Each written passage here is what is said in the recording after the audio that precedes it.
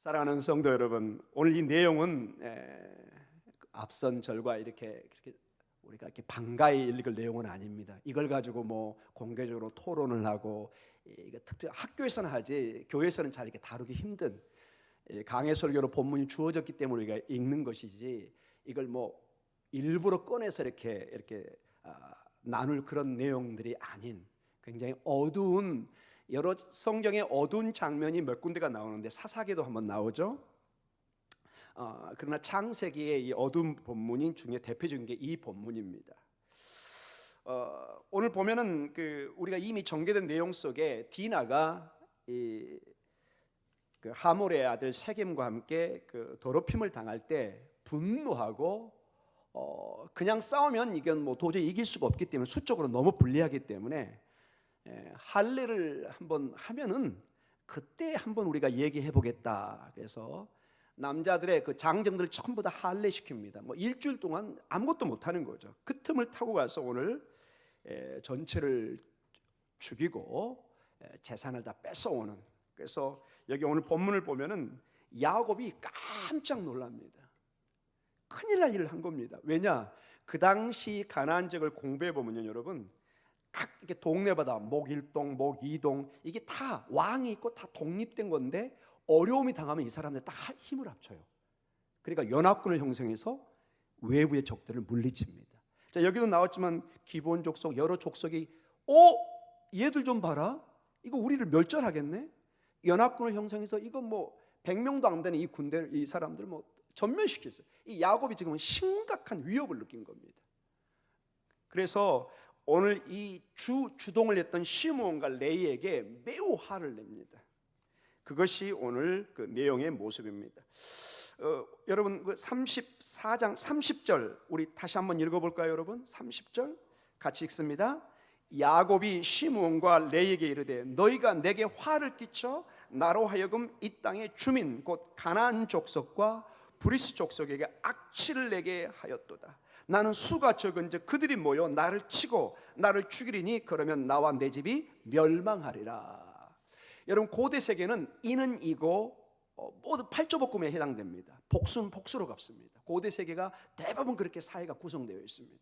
우리의 뭐 삼국사기나 그 전에도 대부분 전쟁을 쳐서 당하면 또 힘을 길렀다가 나중에 또 복수하고 이런 게 인류의 역사에 전쟁의 역사인 것을 우리가 알 수 있고 성경에도 그것은 또렷이 나옵니다. 지금 야곱은 아버지로서 좀 심각한 집안에 물론 딸의 그러한 모습이 좀 용납하기는 어렵지만 이렇게 끔찍한 살인을, 이게 모든 남자를 한마디로 수백 명을 다 죽여버린 겁니다. 여러분 자식을 잃은 그 가족들이 가만히 있겠습니까? 난리가 난 거죠. 이제 이 상황을 여러분이 염두에 보면서 이 본문을 보시기 바랍니다. 여기 보면은 이제 주 이 일에 가담했던 사람이 30절에 시므온과 레이라는 것이 이름이 딱 밝혀져 있습니다. 시므온과 레이 30절에 그래서 매우 화를 내는 것을 보게 됩니다. 근데 여러분 놀랍게도 오늘 제가 제목을 레이와 예수 그리스도로 이렇게 했는데, 여러분 레이 그러면 레이 지파 그러면 뭐가 생각나세요? 제사장. 앞으로의 역사에 이스라엘의 거룩한 중대한 역할을 하는 지파로 서게 됩니다. 근데 오늘 여기 30절에 보면은 어때요? 굉장히 폭력적이고 용납하기 힘든, 야곱이 매우 화를 내는 그러한 조상입니다. 자, 이런 문제를 어떻게 이해할까요, 여러분? 어떻게 이렇게 야곱에게 많이 혼나고 그 다음에 야곱이 마지막 유언을 할 때 명백히 나옵니다. 얼마나 야곱이 화가 나고 심각하게 이걸 받아들였는지. 물론 가족을 위해서 어느 정도 복수는 받아들이지만 이 정도로 끔찍하게 반응을 할 줄은 몰랐습니다. 이게 완전히 자기 가족이 다 멸절을 당할 정도로 좀 심각한 데미지를 입혀버린 거예요. 피해를. 그런데도 이 레이와 그 레이의 지파가 다른 지파와 달리 가장 이스라엘의 중심인 성전을 지키고 보호하고 거기서 말씀을 가르치고 찬양을 인도하고 가장 중요한 역할을 감당하는 모습을 봅니다. 자, 이런 것들을 어떻게 우리가 한번 이해할지 본문을 통해서 우리가 한번 고민해 보도록 하겠습니다. 여러분, 나중에 레이의 후손이 바로 여러분 모세와 그 형 아론입니다. 여러분, 아므람과 요게벳, 그 아들이 모세고 그 형이 아론입니다. 아론이 첫 제사장이요 대제사장이 됩니다. 여러분 잘 알고 계시죠? 어떻게 이게 이렇게 연결되고 있느냐 하는 것이죠. 지금 우리의 입장으로 볼 때는 솔직히 좀 받아들이기 힘듭니다. 이런 폭력적인 사람을 가장 중요한 성전에 일을 시킨다, 좀 받아들이기 힘듭니다. 여러분, 제가 이런 말 하긴 좀 그렇지만, 제가 여러분 설교 마치면 막 뒷골목을 헤매면서 막 주먹으로 지배하는, 여러분 저한테 무서워서 못 오겠죠. 여러분, 불만이 있어도 그냥 저 목사님한테 가면 뼈도 못 추려, 막 이런 식이에요. 여러분 가끔 옛날에 목사님 중에 그런 거 자랑하는 분이 계셨으면, 나 옛날에 저기 큰 집에 왔다 갔다 한 사람이야, 한마디 건들지 말라는 거예요. 여러분, 그게 막 은혜스러운 사람들이 많았습니다. 성도들이 막 반반이에요. 은혜스럽기도 하고 그 간증이 또 반주는 무섭기도 하고, 그래서 아예 피하는. 저도 그런 부흥에도 어렸을 때 간 적이 있습니다. 여러분, 저는 지금 생각하면 그거는 용납하기 어렵다고 봅니다. 여러분, 그게 결코 자랑은 아닌 것을 보게 됩니다. 여하간 오늘 본문에 볼 때, 지금 우리 눈으로 볼 때는 어떻게 이 사람과 이 후손들이 성전을 봉사한 이 거룩한 일을 맡게 될까 의문이 있습니다. 이건 우리의 지금 생각이고, 이걸 좀 더 본문을 통해서 한 번 더 살펴보도록 하겠습니다. 본문은 이 성경 이 창세기 저자는 두 가지 면을 동시에 이렇게 하고 있는 걸 봐요. 마치 이 시몬과 레이의 일이 비록 잔인한 폭력적인 일이지만은 마치 가나안 민족과 우상을 섞이는 그거에 대해서 반대를 한 시몬과 레이를 좀 더 좋게 봐주는 것 같은 모습도 보인과 동시에, 야곱의 눈을 통해서 이게 심각한 문제가 있다는 걸 동시에 양면을 다 보여주고 있습니다. 시몬과 레이가 지나친 폭력적인 방법으로 일을 처리했고, 야곱과 그 가족들이 심각한 위험에 빠뜨리는 것도 실제적인 문제입니다. 지금 야곱의 이 얘기는 그냥 농담이 아니라 정말로 절박한 표현이었던 것을 알게 됩니다. 얼마나 이 야곱이 이 문제를 심각하게 다뤘는지, 나중에 여러분 대개 아버지가 어머니가 돌아가실 때 유언을 남길 때 대개 자식들 다 용서하고, 다 그래 너희를 축복한다, 나머지 뭐 이런 것 좀 너네가 잘 지내, 이러고 떠나지, 저주하면서 안 좋은 소리 하면서 유언을 남기는 부모는 거의 없죠. 근데 여러분, 나중에 야곱이 유언을 남기는 내용을 한번 읽어보도록 하겠습니다. 창세기 49장 5절에서 7절, 이제 드디어 야곱이 죽기 바로 직전에 유언을 남깁니다. 각 자녀들에게 축복을 하든지 여러 가지 말을 남기는데, 우리 5절에서 7절 한번 읽어보겠습니다. 한번 가만히 한번 들어보십시오. 같이 읽습니다. 시몬과 레이는 형제여, 그들의 칼은 폭력의 도구로다. 내 호나 그들의 모의에 상관하지 말지어다. 내 영광아 그들의 집회에 참여하지 말지어다. 그들이 그들의 분노대로 사람을 죽이고 그들의 혈기대로 소의 발목 힘줄을 끊었음이로다. 그 노여움이 혹독하니 저주를 받을 것이요 분기가 맹렬하니 저주를 받을 것이라. 내가 그들을 야곱 중에서 나누며 이스라엘 중에서 흩으리로다. 다른 아들들에 비해서 이 시몬과 레이는 굉장히 혹독한 유언이 가해집니다. 다른 자녀들에게 얘들하고는 웬만하면 같이 놀지 마, 이런 식입니다. 같은 친아들인데 얼마나 그때 이 세겜의 사건이 심각했던지 마지막 유언에도 거의 저주에 비슷한 유언을 남깁니다. 그래서 여러분, 이 창세기 저자는 이 야곱의 눈을 통해서 시몬과 레이가 그렇게 아름다운 일을 하지 않은 것처럼 분명히 얘기하는 것 동시에, 그러나 전체적인 또 성경의 흐름을 보면은 이스라엘 백성들은 가나안 민족과 결혼하면 돼요, 안 돼요? 안 됩니다. 그건 절대적으로 우상과 연결되기 때문에 십계명에 이렇게 금하고 있는 것을 보게 됩니다. 그래서 이 두 문제를 어떻게 우리가 이해할 수 있는가를 좀 더 고민해야 될 상황에 와 있습니다. 어떻게 이렇게 저주받은 시몬과 레이, 시몬은 좀 더 설명하겠지만 레이는 분명히 이렇게 심각한 저주를 받았는데도 하나님의 그 귀한 성전의 책임을 맡는 레위 지파가 됩니다. 나중에 이 여호수아서를 보면은 땅을 분배받을 때도 분명히 좀 달리합니다. 우리 여호수아 19장 9절에 시므온에 대해서 한번 살펴보도록 하겠습니다. 같이 읽어볼까요? 시므온 자손의 이 기업은 유다 자손의 기업 중에서 취하였으니 이는 유다 자손의 분깃이 자기들에게 너무 많으므로 시므온 자손이 자기의 기업을 그들의 기업 중에서 받음이었더라. 가만히 분석해 보면은 여러분 다 지파 자녀들에게 땅을 분배해 줘요. 근데 시므온은 유다 땅에서 조금 띄워줘요. 그만큼 불이익이 가해집니다. 그리고 나중에 여러분 시므온 지파는 흐지부지 사라져 버려요. 더 이상 역사에 남지가 않아요. 그런데 같은 시므온과 레이가 이 일을 같이 했잖아요, 여러분. 근데 레이 지파는 다릅니다. 레이 지파는 엄청난 반전이 한번 일어납니다. 레이 지파는 여러분 저 여호수아 21장에 보면은 각 지파로부터 성읍을 조금씩 받고 나중에는 놀라운 은혜의 반전이 일어납니다. 정말 놀라운 은혜의 반전이 일어나는데 하나님의 성전에 제사장으로 봉사할 지파로 선택을 받습니다. 자, 우리 신명기 18장 1절과 8절을 한번 봐보세요. 놀라운 반전이 일어납니다. 좀 길긴 하지만 중요한 내용이기 때문에 한번 같이 읽도록 하겠습니다. 같이 읽습니다. 레이 사람 제사장과 레이의 온 지파는 이스라엘 중에 분깃도 없고 기업도 없을지니 그들은 여호와의 화제물과 그 기업을 먹을 것이라. 그들이 그들의 형제 중에서 기업을 가지지 않은 것은 여호와께서 그들의 기업이 되심이니 그들에게 말씀하심 같으니라. 제사장이 백성에게 받은 목은 이러하니 곧 그 드리는 제물에 소나 양이나 그 앞다리와 두 볼과 위라 이것을 제사장에게 줄 것이요 또 내가 처음 거둔 곡식과 포도주와 기름과 내가 처음 깎은 양털을 내가 그에게 줄 것이니 이는 내 하나님 여호와께서 내 모든 지파 중에서 그를 택하여 내시고 그와 그의 자손에게 항상 여호와의 이름으로 서서 섬기게 하셨음이니라.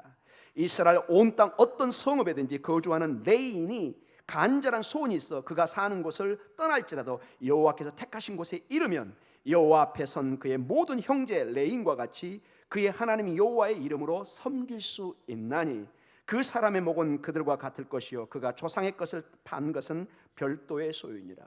한마디로 레위 지파는 이제 하나님의 성전에서 일을 하고 분깃을 받지 않았기 때문에 성전에 들은 각 다른 지파들이 낸 11조 이런 양들 그걸 통해서 그들의 생계를 꾸려가게 하는 마치 지금의 목회자들과 매우 유사한 그러한 형태로 일을 해서 전적으로 성전의 일에 전무하게 합니다. 다른 사사로운 어떤 사업이나 직장 생활을 하지 않고 그 일에 전무해서 하나님을 섬기고 백성들을 잘 하나님의 제사로 가르침으로 인도할 전문 사역을 허락해 줍니다. 어떤 지파를 그렇게 선택했다고요? 레위 지파를. 근데 그 레위 지파는 굉장히 폭력적이었어요. 이 폭력은 단순히 누굴 때리는 게 아니라 사람을 그냥 도륙을 하는 살인죄를 지어요. 예, 권사님 심각하죠. 그래서 근데 하나님이 왜 이 사람과 이 지파를 이런 거룩한 성전에 사명을 감당하게 했는가? 성경에서는 이걸 뚜렷이 우리가 잡아낼 수가 없어요. 그런데 나중에 출애굽기 보면은 하나의 힌트는 잡아낼 수 있어요. 이 레위 지파가 하나님 앞에 쓰임 받는 장세기에서는 굉장히 폭력적인, 그래서 아버지를 매우 실망시키는 그러한 일들을 감당했는데 출애굽기에 보니까 놀란 하나님의 일에 거룩한 분노로 반응하는 모습이 나옵니다. 이 폭력적인 경향이, 이 폭력적인 성향이 하나님 앞에 거룩하게 좋은 방향으로 쓰이는 쪽이 한번 나옵니다. 여러분 출애굽기 32장을 우리가 곧 볼 텐데요. 여러분 출애굽기 32장은 어떤 경우냐? 모세가 하나님의 계명 10계명을 받기 위해서 시내산에 올라가서 한 40일 가까이를 금식하면서 기도하는 가운데 두 돌판을 받고 내려옵니다. 근데 이것을 백성들과 아론이 기다리다 참지 못하고 백성들이 요구를 해요. 아론이시여, 우리에게 송아지상을 만들어 주라. 이 송아지상은 참고적으로 이집트의 하나님 신상입니다. 그들이 그동안 하나님을 송아지를 통해서 예배하는 것을 늘 보아왔어요. 그래서 그들은 사실은 진심이었습니다. 우리가 하나님을 좀 눈에 보이게 섬기고 싶다. 사실은 단순하게 출발했습니다. 아직 십계명을 잘 모르니까 그 사람들이, 그렇죠? 소위 말해 그래서 송아지상을 만들어서 금덩어리 다 가져온 그걸로 녹여가지고 만들어서 지금 결국 아론이 처음에는 안 된다 하다가 설득당해가지고 만들어가지고 춤을 추면서, 우리 성경에는 그냥 이게 뭐 난장판이 나와 있지만 그들은 사실은 하나님 앞에 예배한다고 예배를 드리고 있었습니다. 그런데 모세가 받고 온 그 십계명은 가장 무엇을 반대하고 있죠? 우상 숭배에 대해서 딱 십계명의 제2계명이 절대로 이것을 하지 말라고 합니다. 그걸 보고 그냥 그 돌판을 어떻게 해요? 깨트려 버립니다. 너무 화가 나가지고. 그 돌판에는 이렇게 섞여져 있습니다. 출애굽기 20장 4절과 6절입니다. 이거는 늘 중요하기 때문에 다시 한번 새겨 듣도록 하겠습니다. 같이 읽습니다. 너를 위하여 새긴 우상을 만들지 말고, 또 위로 하늘에 있는 것이나 아래로 땅에 있는 것이나 땅 아래 물속에 있는 것에 어떤 형상도 만들지 말며 그것들에게 절하지 말며 그것들을 섬기지 말라. 나 네 하나님 여호와는 질투하는 하나님인즉 나를 미워하는 자의 죄를 갚되 아버지로부터 아들에게로 3, 4대까지 이르게 하거니와 나를 사랑하고 내 계명을 지키는 자에게는 1000대까지 은혜를 베푸니라. 아멘. 이것은 지금도 마찬가지입니다, 여러분. 십계명의 근본 정신은 지금도 마찬가지입니다. 하나님은 우리가 우상, 즉 하나님 외에 어떤 것을 먼저 두는 것은 하나님은 용납하지 않습니다. 이런 식으로 가면은 오늘 11시 예배는 우리가 전지 가지 톱으로 얘기했는데 성경은 뭘로 얘기하느냐? 도끼로 찍어내겠다고 얘기합니다. 좀 무서운 단어를 씁니다. 뭘로요? 도끼를 사용합니다. 하나님은 절대로 하나님의 영광을 우상과 나누질 않습니다. 가장 성도들이 하지 말아야 될 게 뭐냐? 하나님 외에 우상 숭배입니다. 여기서 하나님은 모세를 통해서 진노하시고 놀라운 하나의 사건이 일어납니다. 모세가 이거를 그냥 넘길 수가 없습니다. 아무리 자기 형이 했고 백성들이 했지만 이건 너무 심각한 죄이기 때문에 여러분 출애굽기 32장 26절부터 29절까지 중요한 사건이 일어납니다. 자, 우리 32장 26절을 한번 시작하겠습니다. 먼저 읽습니다. 이에 모세가 진문에 서서 이르되 누구든지 여호와 편에 있는 자는 내게로 나오라 하시매 누가 나오죠? 자, 레위 자손이 다 모여 그에게 가는 자. 자, 이게 중요합니다. 놀랍게도 모세가 진노하는, 얼굴이 아마 벌겋을 것입니다. 누가 여호와의 편에 있느냐? 나오라 내게로. 그때 다 주섬주섬 하는데 레위 지파가 쫙 앞으로 나옵니다. 그리고 이렇게 명령이 떨어집니다. 32장 27절입니다. 같이 읽습니다. 모세가 그들에게 이르되 이스라엘의 하나님 여호와께서 이렇게 말씀하시기를 너희는 각각 허리에 칼을 차고 진 이문에서 저 문까지 왕래하며 각 사람이 그 형제를, 각 사람이 자기 친구를, 각 사람이 자기 이웃을 죽이라 하셨느니라. 여러분 이게 다 하나님의 백성들이잖아요. 출애굽시킨 그 귀한 자녀들이에요. 그러나 우상 숭배는 하나님이 이렇게 칼처럼 대합니다. 그래서 여러분 지금도 교회에서 이거는 타협의 대상이 안 돼요. 어떤 것으로도 이것을 미화시켜서 전달하면 큰일 납니다. 예수 그리스도의 십자가 외에 다른 것을 전하면 이렇게 죽습니다, 여러분. 아멘이 없네요. 이렇게 죽는 건 하나님이 이렇게 심판하십니다. 나중에 하나님의 그 마라나타의 주님이 이 정의의 칼로 우상 숭배자를 이렇게 진단하시는 것입니다. 레위 자손이 반응을 합니다. 출애굽기 32장 28절입니다. 같이 읽습니다. 레위 자손이 모세의 말대로 행하며 이날의 백성 중에 3,000명 가량이 죽임을 당하니라. 아하, 이때 레위 지파가 동일하게 이러한 일에 앞장서서 하나님의 심판을 수행하는 것을 보게 됩니다. 자, 여기서 끝나는 것이 아니라 놀라운 하나님의 축복의 선. 여러분 이건 모세의 일이 아니라 분명히 모세는 얘기하면 이건 하나님의 명령이다. 그리고 하나님의 그 지시를 받아서 이 일을 하고 있습니다. 하나님을 통해서 모세가 이렇게 축복을 합니다. 32장 29절입니다. 여기서 레위 지파가 왜 성전의 사명을 감당하는지 여기서부터 출발합니다. 이게 중요한 말입니다. 같이 읽습니다. 모세가 이르되 각 사람이 자기의 아들과 자기 형제를 쳤으니 오늘 여호와께 헌신하게 되었니라. 그가 오늘 너희에게 복을 내리시리라. 아멘. 모세가 이르되 각 사람이 자기 아들과 자기 형제를 쳤으니 오늘 여호와께 헌신하게 되었다. 자, 이해가 안 되지만 이 사건을 하나님께서는 여호와께 뭐 한 것으로 비친다고요? 헌신. 헌신하게 되었니라. 그가 오늘 너희에게 복을 내리시리라. 이 복이 뭐죠? 레위 지파가 이제 제사장 사명을 감당하게 됩니다. 여기서 우리는 레위 자손이 어떻게 제사장 직분을 받게 된 일을 그 힌트를 보게 됩니다. 비록 우리의 눈으로는 이해하기 힘들지만은 언뜻 이해가 안 됩니다, 여러분. 신앙은 때로는 우리의 이성으로 이해가 안 되는 부분이 많이 있습니다. 레위와 그 자손들이 이러한 폭력과 울분에 빠지는 성향, 이 기질을 하나님을 섬기는 통로로 사용하고 있다는 것입니다. 즉 이러한 그들의 성향과 성격이 그들을 좋은 제사장으로 만들고 있다는 것입니다.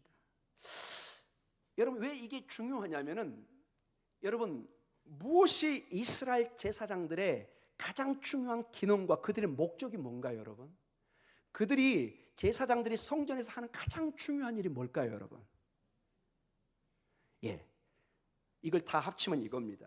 한번 따라해 볼까요? 제사장의 주된 임무는 하나님의 거룩함을 지키는 일이다. 그겁니다, 여러분. 이 레위 지파가, 이 제사장들이 가장 다른 거 아무리 잘해도 이것 못하면 꽝. 목사가 아무리 달변이어도 여러분의 간을 뺐다 냈다 그래도 복음 전하지 않으면 싹군입니다. 아무런 의미가 없습니다. 이 제사장의 가장 주된 업무가 뭐냐? 성전에서 하나님의 거룩성을 지키는 것입니다. 이건 타협하지 않는 거예요. 모세가 이것을 그의 유언에서 다음과 같이 말하고 있는 것입니다. 그들은 하나님의 언약을, 하나님의 거룩함을 지켜야 됩니다. 신명기 32장 9절에 레위 지파에 대해서 다시 한번 이렇게 나중에 모세가 다시 한번 재확인을 해줍니다. 같이 한번 읽어볼까요? 신명기 32장 9절입니다. 그는 그의 부모에 대하여 이르기를 내가 그들을 보지 못하다 하며 그의 형제들을 인정하지 아니하며 그의 자녀를 알지 아니한 것은 주의 말씀을 준행하고 주의 언약을 지킴으로 말미암으니라. 이게 레위 지파에게 주신 언약의 말씀입니다. 레위 지파의 주된 임무가 뭐냐? 주님의 언약을 지키는 것입니다. 거룩함을. 즉 레위 지파는 예배를 드리다가 백성들이 예배를 드리는데 거룩하지 못한 짐승을 가져온다든지 옷차림을 가지고 있다든지 건강 상태면 반드시 배제시켰습니다. 그 일을 누가 했다고요? 레위 지파가 했습니다. 하나님의 거룩에 위반되는 사람은 가차없이 성전에 들어오지 못하게 했습니다. 그리고 이거는 모든 성도들이, 모든 백성들이 인정을 해줬습니다. 왜? 이건 너무 중요한 일이기 때문에. 때로는 이것 때문에 사람의 목숨을 뺏어가도 그걸 인정했습니다. 오늘 이게 본문에 봐보십시오. 3,000명 가까이를 죽이는, 지금 우리의 눈으로는 이게 이해가 안 되는 겁니다, 여러분. 이게 벌써 한 4,000년 전의 일들입니다, 여러분. 그들은 하나님의 거룩을 방어하는 사람이었습니다. 여러분도 하나님의 거룩을 지키시기 바랍니다. 하나님의 말씀을 가르치고 바른 제사를 통해 하나님과의 관계를 회복하려고 노력했던 것이 바로 이 레위 지파의 주된 임무였다는 것입니다. 물론 저는 절대로 이 레위 지파의 폭력성을 인정하지는 않습니다, 여러분. 저는 늘 강조합니다. 기독교인들은 폭력으로 하나님의 복음을 전할 수도 없고 아름다운 모습이 아니라고. 그러나 이 본문상 레위 지파가 어떻게 그들의 그 폭력적인 성향과 기질이 하나님의 거룩함을 지키는 그것으로 인도하는, 결론적으로 얘기해서 하나님의 전적인 은혜였습니다. 도저히 구제불능인 그와 그 자녀들을 하나님의 은혜로 건지셔서 그들의 그 기질과 성향을 하나님의 거룩한 것으로 인도해가는 하나님의 은혜를 우리는 봅니다. 우리의 부족한 기질과 성격들을 하나님이 들어서 쓰실 줄 믿습니다. 다듬어 쓰실 줄 믿습니다. 여러분 너무 실망하지 마십시오. 때로는 우리의 다 성격이 있습니다. 아무리 고분고분하고 부드러운 사람도 건드려 보십시오, 여러분. 성깔 냅니다, 여러분. 왜 없습니까, 여러분? 그러나 하나님께서 그 모든 우리의 부족함을 들어서 하나님의 거룩한 우리 장로님으로, 우리 권사님들로, 우리 안수 집사님들, 우리 집사님들, 우리 성도님들로 쓰실 줄 믿습니다. 아멘. 저 같은 막내 찌질이도 들어 쓰시는 거 보십시오, 여러분. 죄송합니다. 막내가 다 그렇다는 건 아니고 그런 성향이 있는 막내들이 있습니다. 하나님 은혜로 훈련해서 오죽 안 되니까 외국에 한 20년을 내팽개쳐가지고, 권사님 제가 받아드리겠습니다. 설교를 빨리 끝내도록 하겠습니다. 저는 그 20년 가까운 외국 생활을 그렇게 생각했습니다. 아마 제가 한국에 있었으면 저 같은 성향은 약간 좀 이상한 쪽으로 갈 스타일이 커요. 더 이상 얘기하지 않겠습니다. 너무 희망이 안 보이니까. 그래서 여러분, 저는 그래서 제 유학 그거를 자랑하지를 못합니다. 왜? 얼마나 부족했으면은 하나님이 나가서 훈련을 시켰을까. 자, 계속합니다. 격길로 빠지지 않도록 하겠습니다. 자, 그러면 레위와 예수님은 무슨 관계가 있을까요? 레위와 예수님. 여러분, 놀랍게도 신약 성경에 오면은 진정한 우리의 대제사장은 누구실까요? 예수님입니다.